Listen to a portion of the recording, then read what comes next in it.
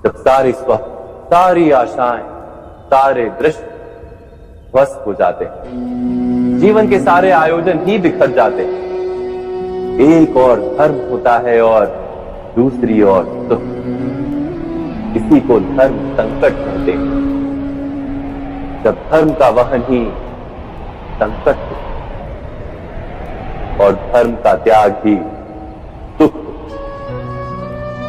विचार कीजिए, कभी किसी स्वजन के विरुद्ध सत्य बोलने का अवसर प्राप्त हो जाता है, कभी ठीक दरिद्रता के समय सरलता से चोरी करने का मार्ग प्राप्त हो जाता है, कभी किसी शक्तिशाली राजनेता या राजा के कर्मचारी का अधर्म प्रकट हो जाता है।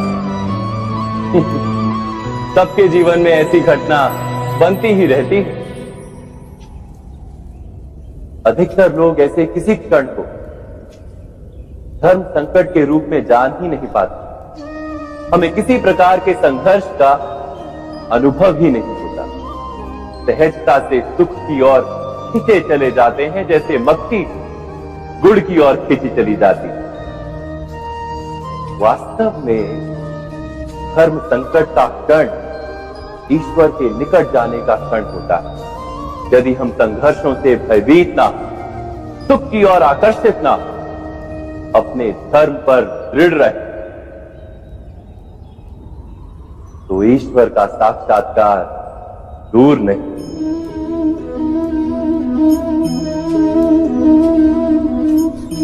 पवन से युद्ध करने वाला पत्ता यदि पेड़ से गिरता है तो भी आकाश की ओर उठता है। पवन से झुकने वाली घास वही भूमि पर रह जाती है। अर्थात धर्म संकट से यदि हम संकट को ही टाल दें तो सुख तो मिलता है, जीवन बढ़ता है, किंतु क्या चरित्र नहीं टूटता? क्या आत्मा दरिद्र नहीं हो जाती? क्या ईश्वर से अंतर नहीं हो जाता? स्वयं विचार कीजिए।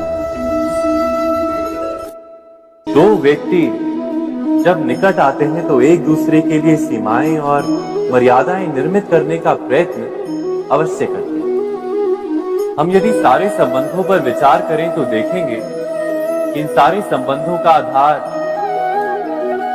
यही सीमाएं हैं जो हम दूसरों के लिए निर्मित करते हैं। और यदि अनजाने में भी कोई अन्य व्यक्ति इन सीमाओं को तोड़ता है तो उसी क्षण हमारा हृदय क्रोध से भर जाता है। इन सीमाओं का वास्तविक रूप क्या है? क्या हमने कभी विचार किया? सीमाओं के द्वारा हम दूसरे व्यक्ति को निर्णय करने की अनुमति नहीं देते। अपना निर्णय उस व्यक्ति पर थोप देते, अर्थात किसी की स्वतंत्रता का अस्वीकार करते हैं। और जब स्वतंत्रता का अस्वीकार किया जाता है तो उसका हृदय दुख से भर जाता है। और जब वो सीमाओं को तोड़ता है तो हमारा हृदय क्रोध से भर जाता है। क्या ऐसा नहीं होता?